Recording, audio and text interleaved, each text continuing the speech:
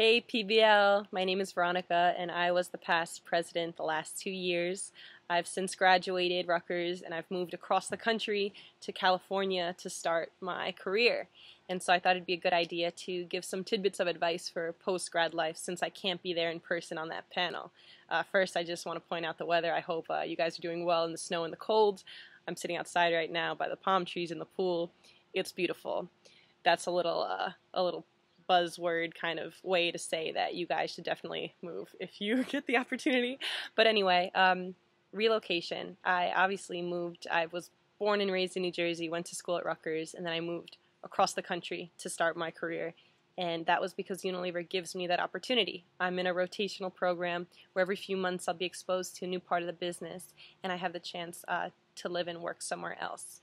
So I would recommend to you guys, before you take up an offer with a company or a position, think about your feelings about relocation. If you're someone who does not think that you could live away from your home or from your family or from New Jersey or New York, wherever you're from, then it'll be very traumatic if you do make a move like this.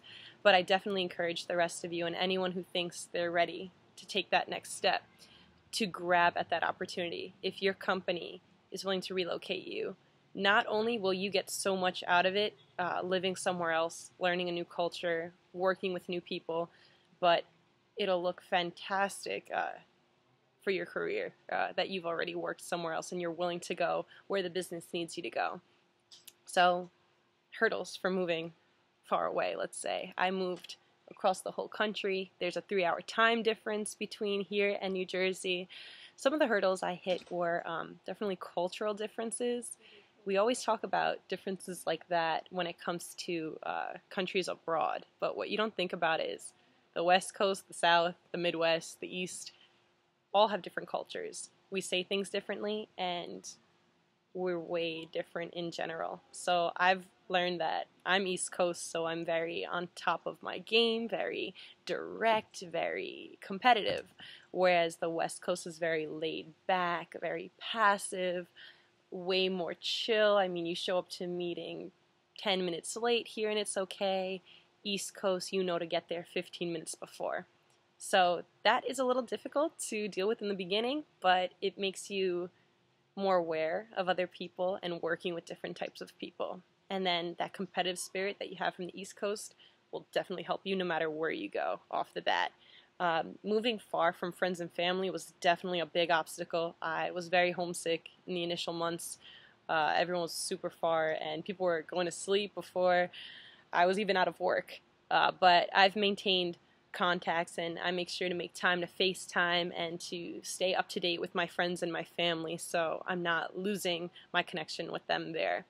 And living independently is a huge, huge step as well. I have to pay my own rent, get my own groceries, I have to pay my student loans, and I have to cook for myself. That was the biggest obstacle. I was on that meal plan at Rutgers, and now I get home and I have no mom to cook for me, so I had to teach myself how to cook. I have to be very savvy with my money, and it's pushed me out of my comfort zone and made me more of an adult. I feel like I can definitely conquer more now that I've lived on my own for going on 9 months.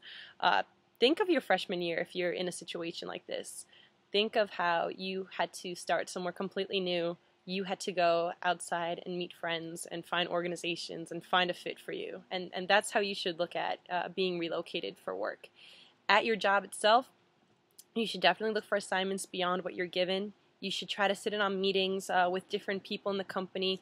Get to know the people, not just the people right on your team, but get to know whoever's in your office. Expose yourself and be a sponge. Try to take in as much as you can, and don't be afraid to ask tons of questions. You're new at this. It's okay for you to ask questions.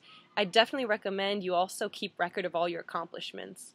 All through college and post-college, I've kept a Microsoft Word document with my accomplishments.